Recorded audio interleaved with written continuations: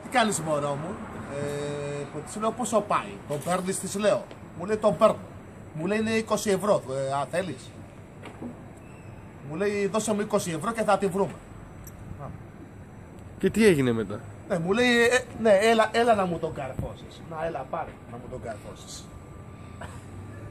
Και? Έτσι τον κάρφωσα από πίσω. Σ' άρεσε? Είχε πολύ ωραίο κόλλο. Ναι. Έτσι, ήταν έτσι ψηλό, με καρέ μαλάκι είχε, κόκκινο μάλικο. Είχε ένα κολομέρι εδώ. Συγκλονιστική εμπειρία, συγκλονιστική. Σου είπα άμα δεν πηδήξεις κόλλο. Ναι, άμα δεν πηδήξεις κόλλο. Ο κόλλος είναι ωραίος, είναι σφιχτός ο κόλλος. Τι τώρα μου, είναι αγαμάς.